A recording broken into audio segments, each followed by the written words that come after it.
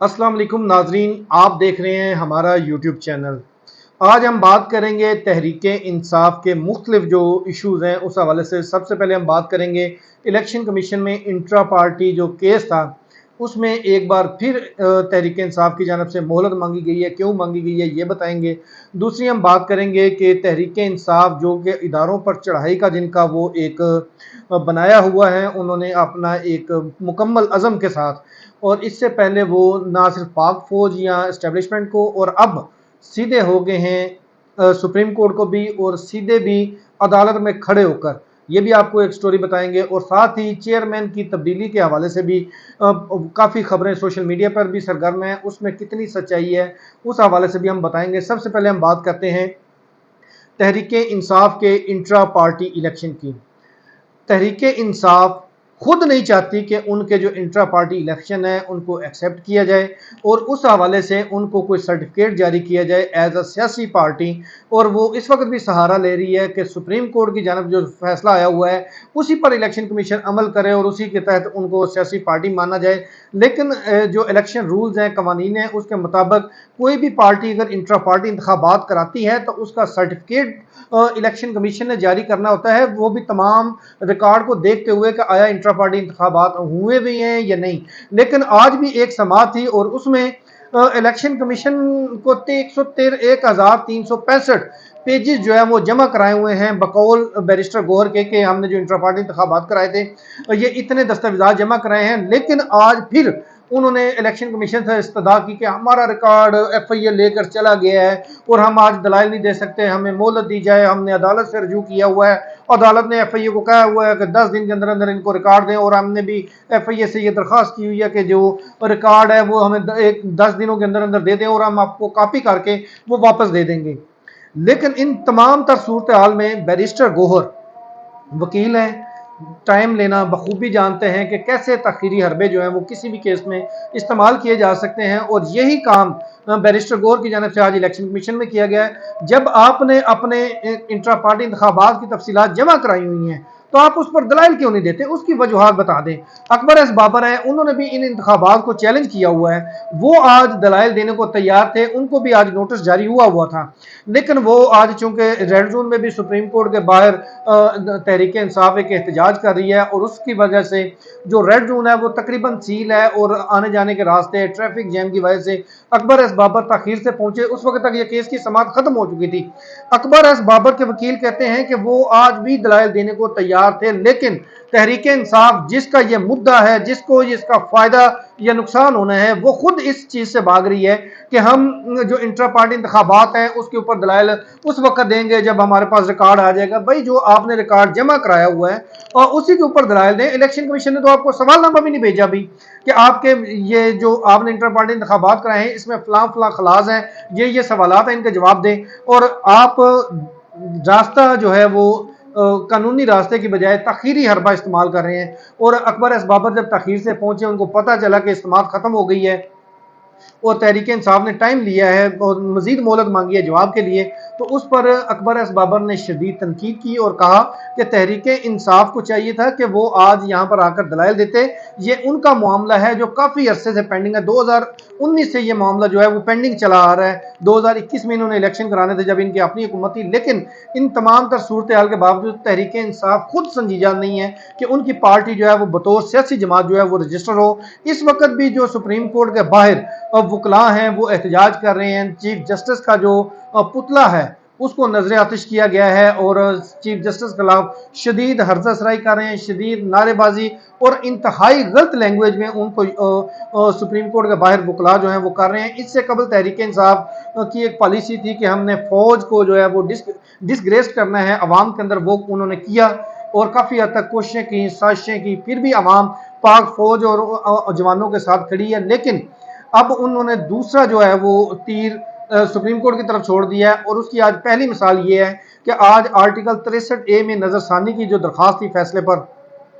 उस पर समाअत जारी थी और अली जफर जो कि तहरीक इंसाफ के वकील हैं वो दलाइल दे रहे थे, तो चीफ जस्टिस उनके दलाइल को काफ़ी स्वीट और बहुत उनकी तारीफ कर रहे थे। और इतने में ही एक यूथिया वकील तहरीक इंसाफ का एक वकील खड़ा हुआ और उसने चीफ जस्टिस को खरी खरी सुनाना शुरू कर दी। जब चीफ जस्टिस की जानब से उनसे पूछा गया कि क्या आप तहरीक इंसाफ के वकील हैं, तो उसने कहा जी आप 63 पर फैसला नहीं कर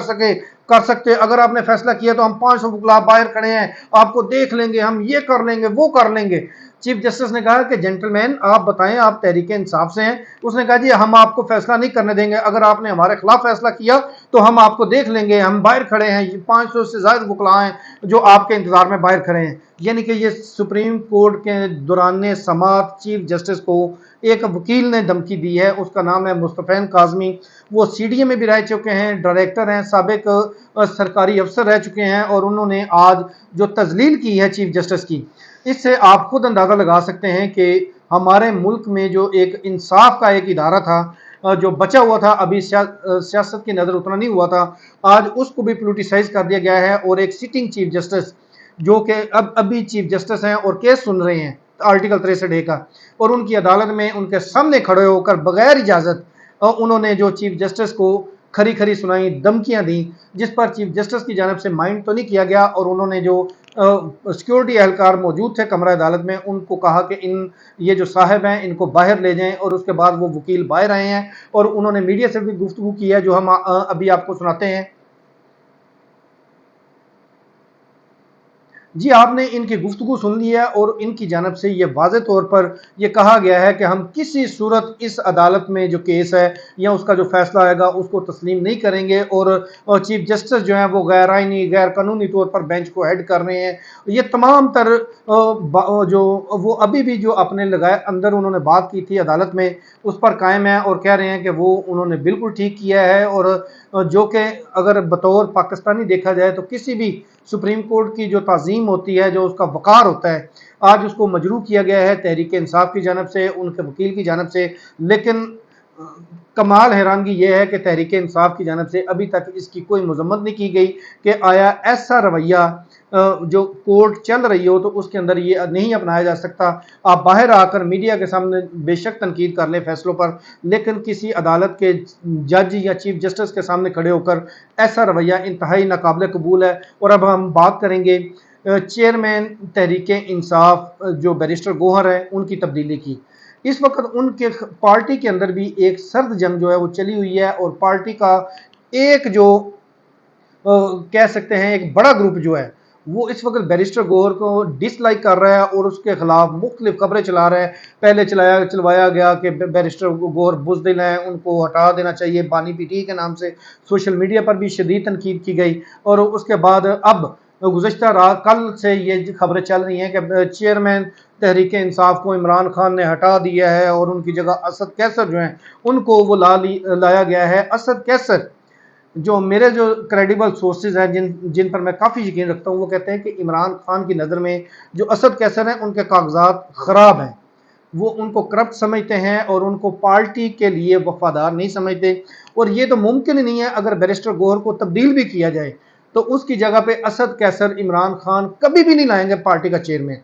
और ये जितना भी किया जा रहा है वो बैरिस्टर गौहर को और डाउन करने के लिए, और चूंकि उनका जो इस वक्त कद काठ है वो इमरान खान की नज़र में काफ़ी बड़ा है, क्योंकि वो इमरान खान जो भी उनको हदायत देते हैं वो उसको मनोवन जो है वो अमल भी करते हैं, तस्लीम भी करते हैं, और इफ़ एंड बट्स उसमें नहीं लगाते जो भी इमरान खान की जानब से उनको कहा जाता है। बल्कि मैं अगर मेरी राय पूछे तो मैं तो ये कहूँगा कि जिस तरह मुराद सईद बिलावल भुट्टो को पर्ची चेयरमैन कहते थे, इस वक्त बैरिस्टर गौहर जो हैं वो पर्ची चेयरमैन, सिर्फ नाम उनका के नाम के साथ चेयरमैन आता है, बाकी उनमें चेयरमैन की कोई खूबी बेशक नहीं है और कोई फैसला करने की सलाहियत नहीं है, और ना ही वो फैसला करने का इख्तियार रखते हैं। और अभी जो चेयरमैन की तब्दीली है इस हवाले से जितनी भी खबरें सोशल मीडिया पे चल रही हैं, वो बैरिस्टर गौहर का जो मुखालफ ग्रुप है वो उनके खिलाफ एक बड़ा महाज लेकर खड़ा है, और उस हवाले से सोशल मीडिया के जो लोग हैं उनको भी बतौर टूल जो है वो यूज़ किया जा रहा है कि किसी तरह बैरिस्टर गौहर जो है वो उस ओहदे से हट जाए, और उसकी जगह पे ये तो आप लिख लें कि असद कैसर تحریک انصاف کے چیئرمین کسی دن بھی نہیں بن سکتے عمران خان کی موجودگی میں یا عمران خان کی غیر موجودگی میں بھی۔ ان کو کبھی بھی عمران خان ان کے اوپر اتنا اعتماد کرنے کو تیار نہیں ہے، کیونکہ وہ عمران خان کے کاغذوں میں ان کی نظر میں غلط ہیں۔ تاہم جو تحریک انصاف ہے آج بھی احتجاج بھی کر رہی ہے، سپریم کورٹ کے باہر بھی، آج فیصل آباد میں، میاں والی میں، اور پورے ملک کی جو اکانومی جو اس وقت بہتر ہو رہی ہے اس کو ڈیمیج کرنے میں تو اپنا کافی کردار ادا کر رہی ہے۔ اور ساتھ ہی اکتوبر کے مڈ میں جو یہاں پر شنگھائی تعاون تنظیم کی کانفرنس ہونے جا رہی ہے اور اس میں دنیا بھر سے جو ہمارے مہمان آئیں گے ان کو بھی ایک پیغام دینے کے لیے اب تحریک انصاف نے 4 اکتوبر کو